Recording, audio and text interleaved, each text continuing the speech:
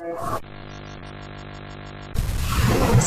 let's call to order the February Finance Administration meeting. Can I get a motion to approve the minutes from November and January? I make a motion to approve the minutes from December and January. I second that. Okay, all in favor? Aye. Perfect. Any questions from the Borough Manager report?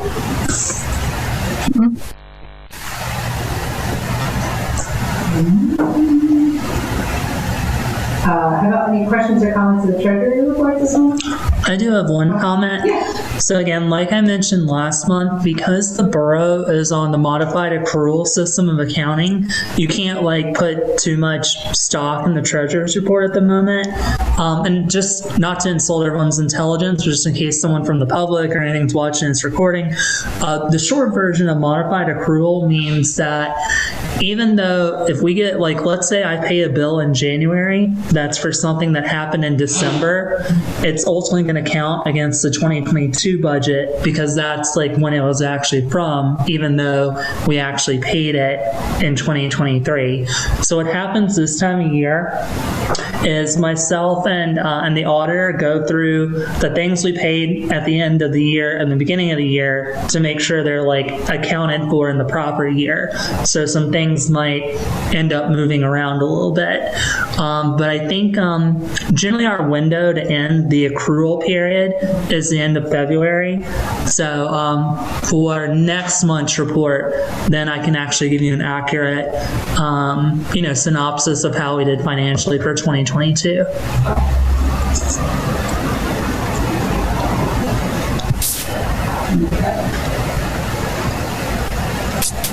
I see no one reading it.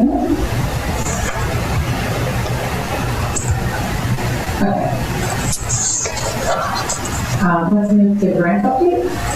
Sure. So, as was mentioned at the last council meeting, the borough was awarded a $200,000 low-volume road grant that we're going to use for stormwater improvements over on Woodside Ave.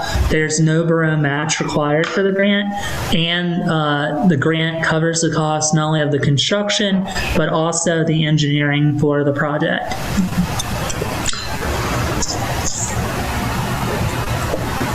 And otherwise, there's no change or update with other grants. I just looked at there were some meetings that got switched.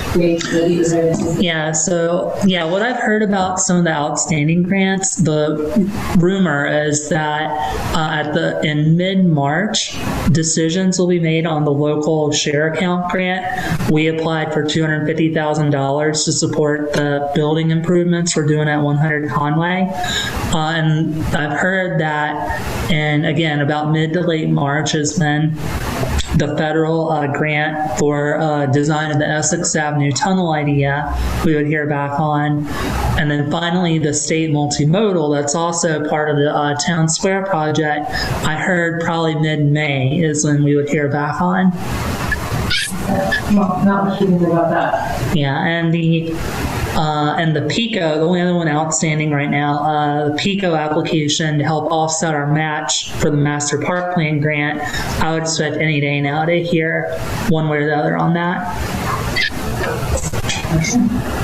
Great. Then let's move to 6, action items, scheduled bills. Any questions, comments?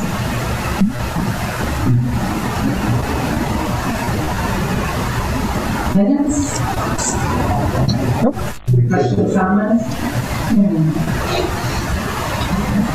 Okay, let's move to the items for discussion. Back on 7.1 is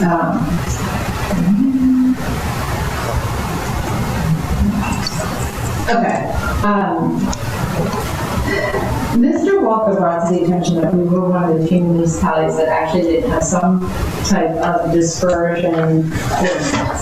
And at the time, we felt like, well, we had some vacant slots. Do we really want to, do we want to use the government tool? Does this feel like a government-heavy tool? And at the time, we felt like no. And people also were really resistant of, do we really want to regulate businesses down in the 5A? Is that government overreach? And then we had a smoke shop come in under the clock, and people suddenly said, yeah, you know what, as a matter of fact, we would like to regulate where certain stores can be located in the municipality. And it worked because we had our second smoke shop open up on Montgomery Avenue. And I really want us to revision this type of dispersion ordinance. Because what this does is say, for example, and I'm going to read through exactly what Walker said, was you cannot have a line of any one stores, rows of certain type of stores. So in other words, Montgomery County, if we set up a certain ordinance, you could not have smoke shop after smoke shop. There would have to be some sort of distance in between stores with the same type of use for sales, that you were dispersing where stores can go. And I really feel it's important for us to revisit this, particularly after we just had affirmation that our action regulating types of stores in 5A was tested and proved to be positive. So if it's helpful, I'm going to read through some of the points that John suggested to us. And Barbara, you can hear okay? Yeah, but I've got a printout of it, so yeah. Oh, okay, good. Okay, let's, for the sake of the public then, I would like to just walk through them and have us maybe talk at each point.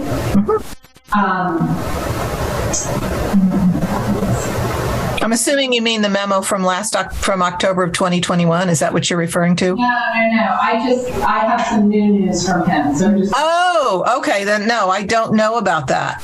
I obviously forwarded it to you, Samantha. I don't remember that. It says, I didn't ask you to do anything. It was just an FYI. John says, the PA Municipalities Planning Code permits zoning ordinance to control the intensity of use. Right. Having zoning provisions that require certain uses to be spread out throughout the municipal or zoning district to control the intensity of use. So I'm using the word dispersion, but it really could be intensity. So it says it would be unmanageable and arguably a violation of equal right to due process to simply provide that only X amount of certain uses are permitted in the municipality. So as an alternative, you can require certain uses to be a minimum distance from the same use in permitting a way to control the intensity. Right, so we've kind of talked about that before. Like you can't have a dry cleaner next to a dry cleaner. There has to be, let's say, 500 feet in between. And due to the higher tobacco taxes in Philadelphia, the bordering municipalities have enacted ordinances that require tobacco stores, however that's defined, to be a certain distance from one another. So Chalpan Township in Montgomery County, Upper Darby, Delaware County has such provisions, and it was due to the influx of such stores showing up right outside Philadelphia that offered lower prices since the taxes weren't required. So that's why we're particularly vulnerable. If we could continue to have a line of smoke shops because we're so close to that city line without such an ordinance. He cites Upper Darby also dispersed nail salons, barber shops, beauty salons 500 feet from one another. Other municipalities required adult sexual-oriented businesses to be located a certain distance from the same type of business to avoid kind of a red light district that could form. And he says, however, any distance requirements should be reviewed to make sure that there's not like a de facto exclusion where you wouldn't be permitted anywhere in practice due to other conditions in the zoning code, like distance requirements from school or child care, for example. So he said, though, if we do desire to disperse a certain use, such use, we're going to have to make sure that it's specifically defined in the zoning code. And certain uses are not defined specifically, just categorized as retail. So most of our adult uses have recently been specifically defined. That was in that first ordinance that we pulled out. So he goes on to say how he would actually kind of redefine adult use. But he also said we may consider dispersing any other of those 5B regulated uses, like bail bonds, check cashing, gun shops, hookah bars, pawn shops, payday lenders, shooting range, smoke shop, tattoo parlors, any store or restaurant that sells or offers THC, Delta-8, that list. Any business that permits off-track betting, gambling use. And essentially what John and Samantha, I know you've had some experience in this space, so I'd like to ask your opinion is without this, we can see a row of stores next to one another. And, he offered some examples where there's no easy course correction from a row of, let's say, dollar stores or some of these other mentioned. And that we could put this in place and even consider some sort of waiver process. It's next, and maybe I'll ask you your opinion of that as well, and we can all consider. So we're not tying the hands of the property owner if you have that kind of catch-all that you could apply for a waiver. But without action, we could be left with a concentration of businesses that we don't believe are desirable in the borough. So, if I may, first I'll owe you an apology. Yes, I was on that email. So sorry about that. Yeah. Just speaking from not only my experience in municipal government, and I'll say this, in my experience in municipal government, I think everything you're proposing, I would recommend in favor of, though it ultimately is a policy decision for this group and ultimately Borough Council to make. And also speaking from personal experience, I've lived in a lot of boroughs in the suburbs over the last decade or so, and unfortunately, with the nature of commercial industry nowadays, you get a lot of those businesses that Cindy just listed, unfortunately seem to be the ones that are cropping up in main streets and boroughs, and nothing against those businesses in particular, but it's certainly you're getting a bunch of those businesses. And in my last job, and even the materials I've seen here in this job, those are not the businesses that residents of the borough are clamoring for us to have and bring here. And, without any regulation on that, those businesses are crowding out, other possible uses that are the sort of things our residents have told us that they want to see. So, I think there's a danger in that regard if we don't act. And as Cindy mentioned, if we run into some scenario where suddenly, like downtown is vacant for some reason, or if there's some other compelling reason to allow one of those, whatever sort of stores we put on that list, we could certainly approve a waiver, or if, so there'd be options to deal with it if we had to. But I think if we don't do anything about it, once those stores are there, you can't just tell a store, oh, hey, you have to pack out of here now. So It leaves us really vulnerable. Do you have any questions, comments, concerns? Well, again, not really. It's just, I just think we need to deal with this issue of the fact that we've got a lot of vacant stores, and now we're putting restrictions on what can be there. So it's, I don't think we want to make the list too extensive. I think we want to really go after the key things we wouldn't want here. Well, keep in mind, you're not outlawing, you're just saying the intensity. Right, so true, yeah. You can't have 5 smoke shops in a row. They have to be 500 feet apart. So you're really just dispersing. You're not saying you can't run here. You're just saying, do we want to become a town that has all hair salons, for example, Sotheby's and Dragon here? Which I know it has to be every 4th store can be a hair salon. Yeah, but I mean, I guess,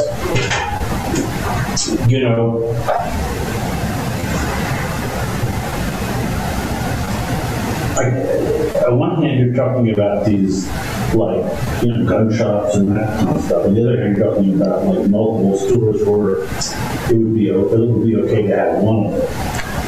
that's what we're talking about in every case. Yeah, What's that? in every case. No matter what, in every case, whether it's a gun shop or a hair salon or dry cleaner or whatever, we're not talking about outlawing them. We're talking about dispersing them. Yeah. But you also, certain ones right now, aren't allowed at all in the town. Correct, yeah. Hence the smoke shop. Okay. The second smoke shop. Right. But this will say, okay, you can't have 10 smoke shops On Montgomery Avenue. Well, what about, could we have 10 restaurants? Well, we'd have to talk about that. Yeah. I mean, that gets, okay. I mean, yeah, we'd have to decide, like you said, we'd have to decide what things we would be willing to not put in this dispersion Right, ordinance. I'm Right. saying like err on the side of like the stuff that's really problematic Right. and not put like joint cleaners in that category. I would have dry Well, cleaners. okay, I would add dry cleaners too. okay, but Yeah. okay, but I'm just saying, but like, I don't know. I mean, that's just I'm just that's my opinion. It's just Yeah. like, you err on the side of like, not doing too much of that. Like, I mean, this is a crazy example of a jeweler's row or something, I mean, like this, it's not the end of the world. I just don't want to, I think we're more focused on these businesses that we don't want for gun shops. I think a little differently. I don't want 4 dry cleaners, 4 nail salons, for like boom, boom, boom, boom, boom in a row. I love Doors Row. I don't want to become a Doors Row. Sorry, I didn't mean to. No, these are good examples. I don't want to become a red light district. Well, yeah, but that's in the category, it's a different, see, that's what I'm saying, I'm trying to distinguish Okay, the businesses that, like, in other words, one way to do this is to say, the things that we don't allow on Haverford, right.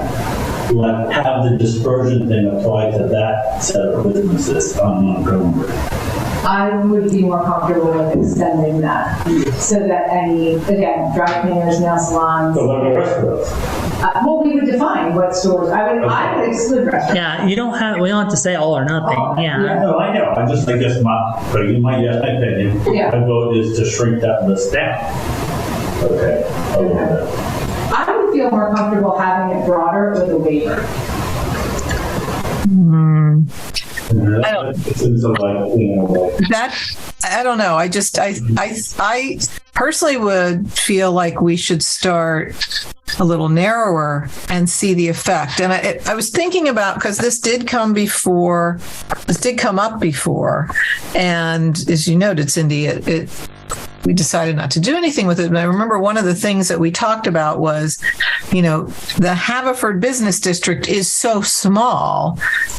How far apart, what we don't want to make it so far apart that we're basically saying there can only be 1 or 2 of something. We wanted to, so I don't, and I think the feeling was, well, we needed to investigate that a little bit further if we were going to go down this path. So I just would want to know a little bit more about, is it 300 feet? And what does that mean? Is it 500 feet? What would that mean?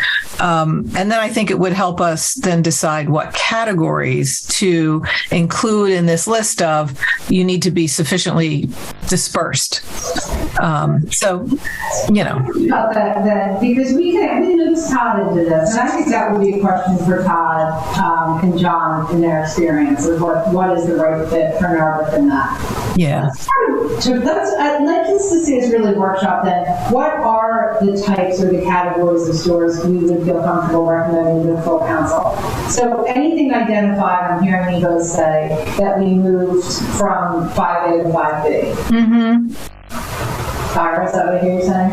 Okay, so we're at first, the intensity, I'll stop calling you disparity. So intensity of 5A regulated would be included. Would be regulated through this. I mean, that's what we're talking about, is regulating that intensity.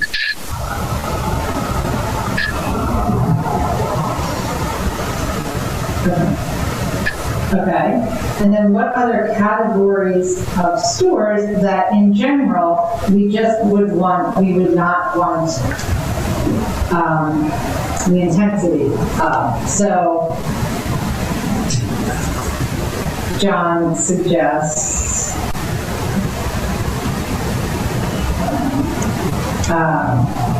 nail salons, hair salons, dry cleaning, dollar stores, we have to define retail, barbershop, beauty salons, I guess I'm less worried about dollar stores because I don't think we have any spaces that are big enough for them to want to come in and Then do. let's put it in there. Like again, Mel said, nobody would want to, so I would say then let's put it in there. Yeah, it's hard for me to imagine somebody would want to even come here and do a dollar store. I know, but it's hard for me to imagine we'd have a smoke shop under our clock though. So, No, see, that doesn't surprise me. Honestly, that doesn't. No, I wasn't surprised by that at all. so let's think about what other additional stores. John has barbershop, hair salons. Is that something that we would want to regulate the intensity of? Well, I certainly don't want to see us become just, a place to come to get your hair cut. That, I really would have to understand, okay, so how many are we limiting it to? Because right now, what do we have downtown? We have 2 hair salons. I don't think we have any barber shops right downtown. Thank you. We have 4 hair salons downtown. 4? Oh, on the side streets. Yes. Yeah. But if I think about, I guess in my head, I can't picture, okay, so 500 feet, how many storefronts is that? I don't know. So if we made it 500 feet, does that mean that the 4 is it and there can't be another one? Or would it allow for some other ones? And that's where I think once we have a sense of what's the right distance for Narberth, then we can have a better idea of, well, what categories do we want to include? Do we want this restriction to apply to? So I'd like to brainstorm the different types, if I can ask you to brainstorm, because I'm going to take this back to John and then have something a little more concrete. But I think we need to know the categories. Well, but I'm just saying, I think I would say hair salons, but I'd want to hear, well, if we do something like 500 feet, does that mean that there can't be another hair salon in the downtown business district? And that might be a little too restrictive. I don't know. Okay. And does it mean that a barber shop then couldn't open because they're the same kind of service as a hair salon? Yeah, how are we going to define that? And we can control, I'll ask Todd to ask what those controls are. Yeah. Are there any buckets of businesses that you would put outside of what we regulated in the 5A?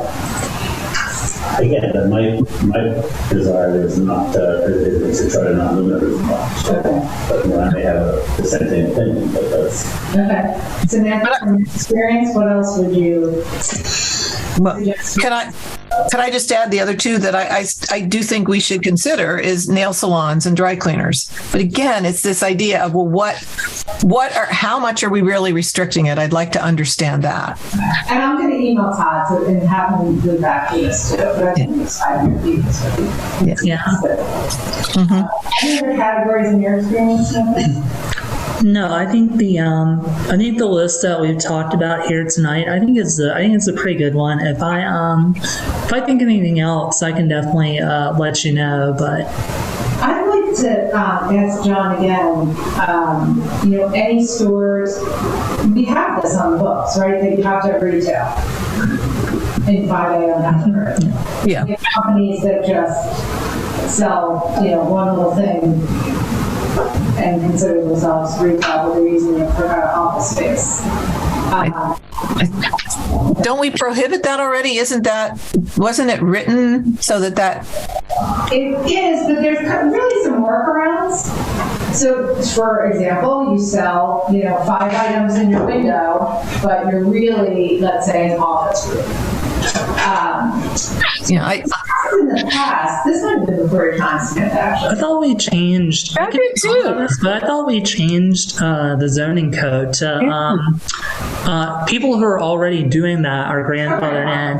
But I think for future, I think we changed the zoning code to put an end to that. Yeah, I think so too. I could. Trying to do retail? No, the opposite of strengthening the definition of retail. Correct, but there's still some places that.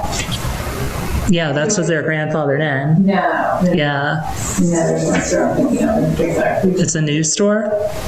Past that, yeah. Well, then shouldn't we have that looked into as a code violation? Yeah, if you let me and Kevin know about that, we I can. say this online. Like, Yeah. Just outside of the meeting, just let me and Kevin know. Yeah, we'll look into it. So then I would say could we consider something like that, the definition of your hours and your retail as one of the intensity markers for types of stores? Again, I'd want to try and look back at what we did with the zoning code, because again, I think we addressed that. A percentage of, what's the percentage of the store? Well, again, we can look back at that. Yeah. Definitely ask for, okay. So we have barbershop, hair salon, nail salon, dry cleaner.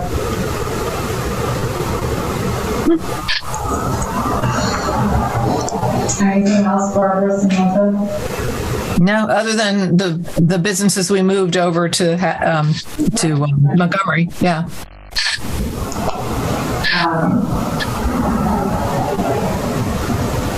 Do we want to do like laundry mats? Yeah, I think I don't know. Well, I don't have a vote. Barbara has a vote, so. Barbara? Oh, Ira? Well, I think we know how Ira feels about that. So, really, Barbara, what do you think? Laundromat, yes or no?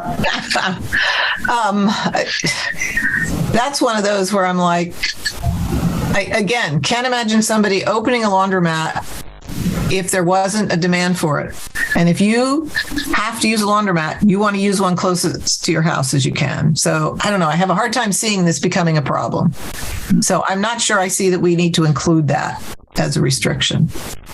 I mean, I would think we would have more laundromats already if there was demand for it. So I have to tell you, if when we say things like, I just don't think it'll be a problem, I'm like, great, then let's codify it. If it's not going to be a problem, then there's no harm in putting it in there, rather than saying, oh my gosh, we now have 4 laundromats in Narberth. And when our neighbors say, how were they allowed to do that? And our response to be, well, we didn't think it would be a problem. well, Cindy, here's what I'll say.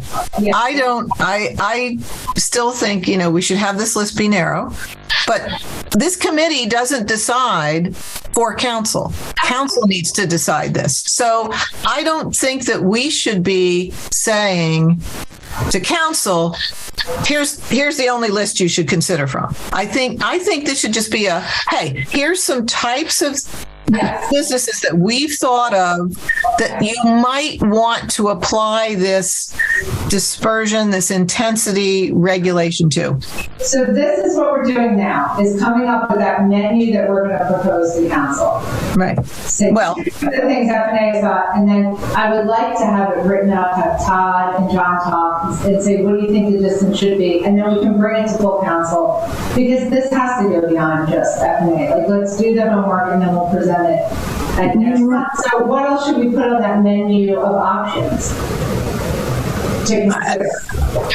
off the top of my head, I don't have any ideas right now. So, Okay, all right, I'll move you on the dollar stores.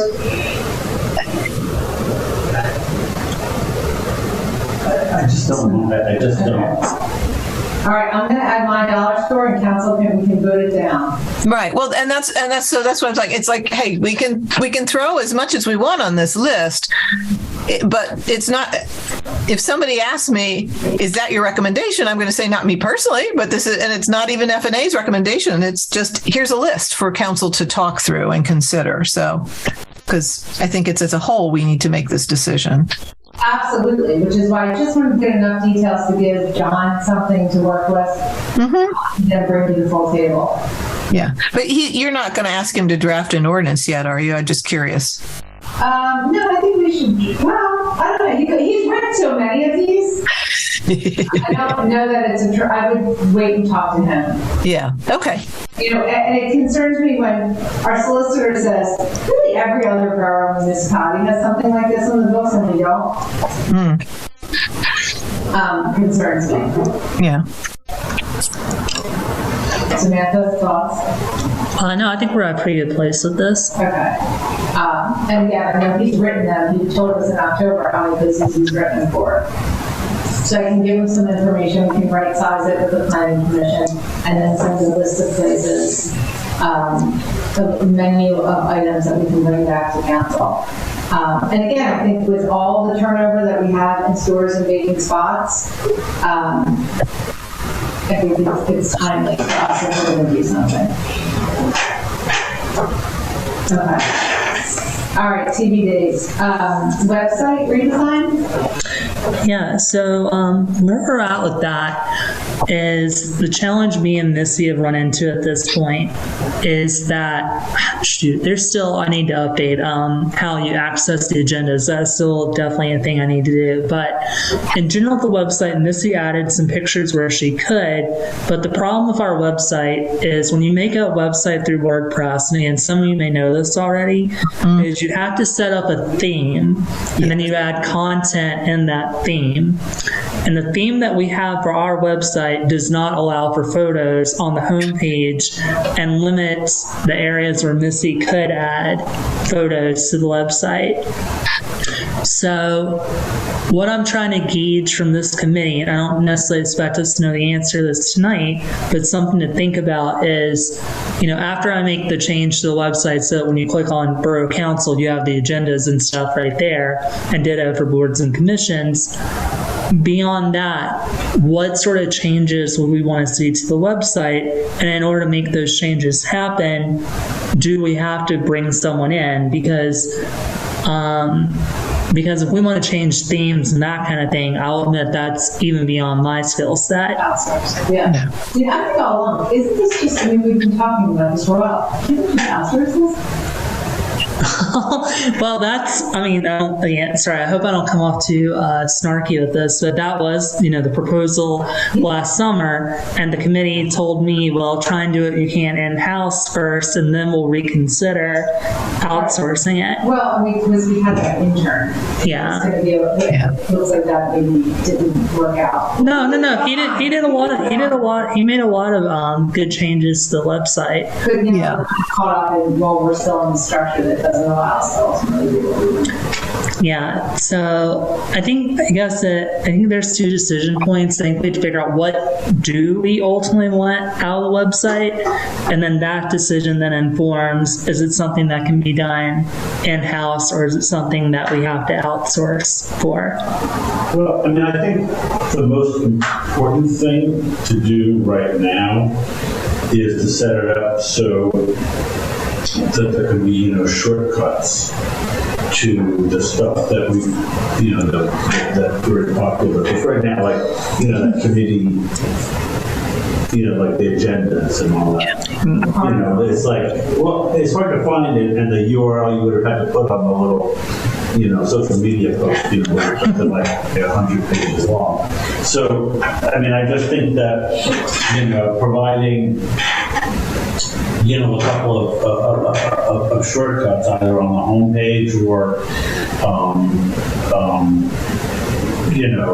or they could be like, I don't know how the technology works, but shortened links. Oh yeah, you can absolutely do that. Yeah. So that way, there can be a link that's rpa.gov/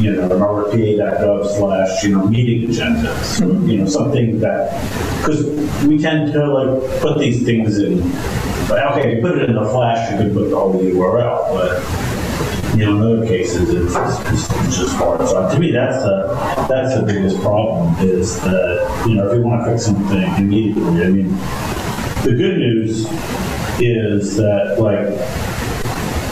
it seems likely that we'll be hiring an assistant manager in the coming months, and so we'll have right now. You just you can really just keep the post running.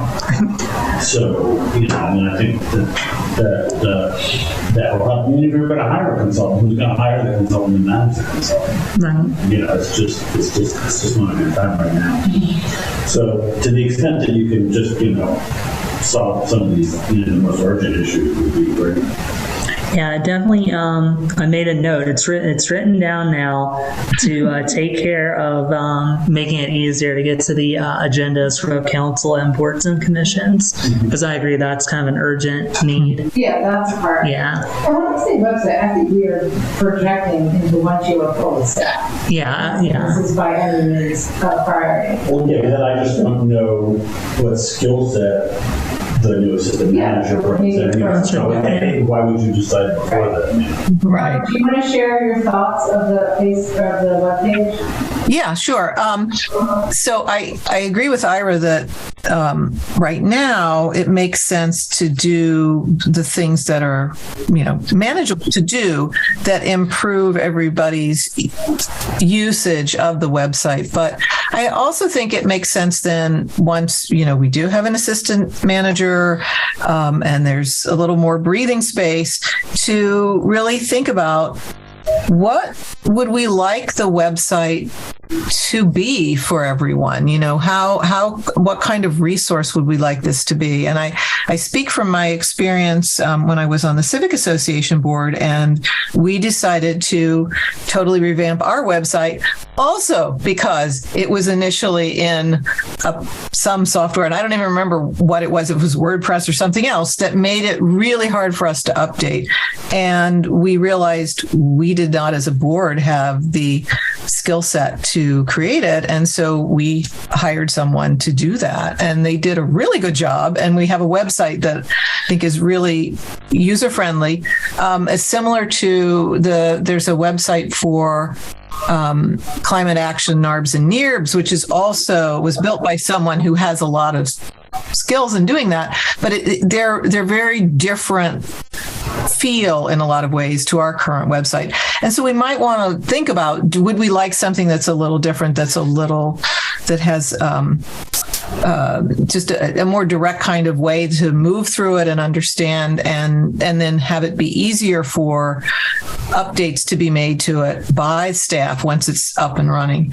But that I think is, something that you would want the assistant managers input on. You'd want them to take a look at, what we have. They probably would bring a fresh eye to it as well. So I just think it would be great to revisit this again, because I know we've talked about this a number of times that, well, maybe our website could be better, but I think it makes sense to wait until we have, the assistant manager and, as I said, more bandwidth, more, open space to be able to think about that. So. Okay. So we see priority is just now something we can do is make sure agenda minutes really are accessible to the community. We'll take down that COVID banner. And shorten links, and then once we have a full established office, this does seem like a nice task for potentially the assistant manager, because we've been talking about this for a year now. Yeah, and we made a great way for this new person to get to know me and quite honestly. So and I do think we've made good progress since it's not like we haven't done anything. No, but you're really constrained by that. What you're stuck in, the pattern that it was set up as. Yeah. I guess I'm just of the operational cost of trying to fit what you want into a system that doesn't allow it. It's worth it for the investment to just say, let's just purchase what we will use and what is easier. WordPress is pretty good. So WordPress is pretty. It's not WordPress isn't the problem. It's the theme. Oh no, we have WordPress. That's a problem. Yeah. Mm-hmm. Yeah. Okay, reoccurring park users? So just an update on that. And Ira, maybe if you could help me out a little bit with this. At the last Parks and Rec meeting, they did talk about distributing the list to the recurring users and using the annual users meeting there. It hasn't been annual lately, but scheduling a recurring users meeting in March, to both have an opportunity to talk about and distribute and work on getting the information we've requested requested, as well as to get information from the recurring users about their perspective on using the parks and working with the borough in addition to that questionnaire. Does that sound like an accurate? So, yeah, maybe as soon as our, I forget off the top of my head when that meeting is, but March 8th or something. oh, there we go. So maybe as early as our next meeting, we might have some of those questionnaires back and might start to have some data to start looking at. Okay.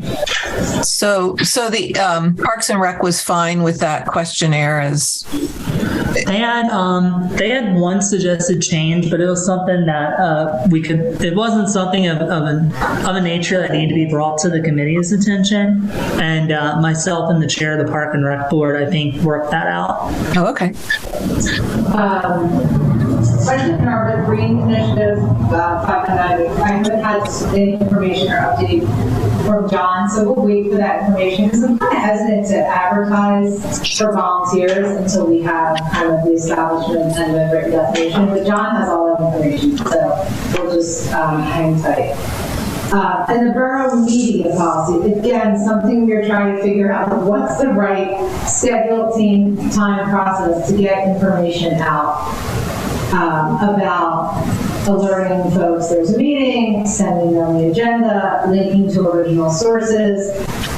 We discussed, the committees would say these are topics we should put on folks' radar if it's something like parking, like EIT, or something really substantive that we think the community will care about. How do we do a special alert?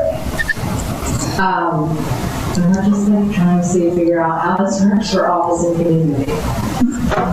If I may? Yeah, please. So there are a couple components that I have for this. One is the memo that was distributed to the Public Health and Safety Committee about the software is called Everbridge. The actual program is called Ready Mockco. And that component talks about how we would use that program for emergency communications and sort of the protocol for that. And I would love to fold that in to a bigger sort of policy that, just as Cindy very well described, encompasses what are all of our avenues for communication, who's responsible for them, and what are their intended uses. And I don't think it needs to be any more complicated than I'm already making it. The document that I provided from that I did when I was in New Britain, I think it's just a good summary of these are the different communication tools we have. This is who has access to them, and this is what we use them for. I think would be a really good tool here as we try to broaden and expand how we're getting messaging out to the general public.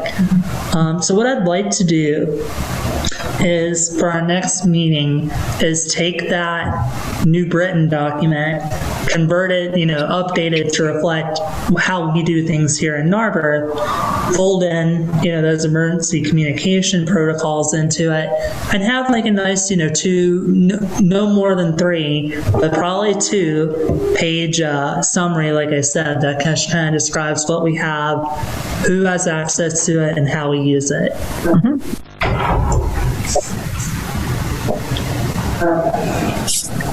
Any questions or concerns about that? No? I actually think this year, whoever does the posting has been posting a little more and alerting folks. So even in the meantime, council meeting, here's the agenda, on Facebook, that then gets shared to different community groups has been really helpful. Okay, with that, then, if there's no more, I'll take a motion to adjourn. So moved. A second? Okay, all in favor? Aye. Okay.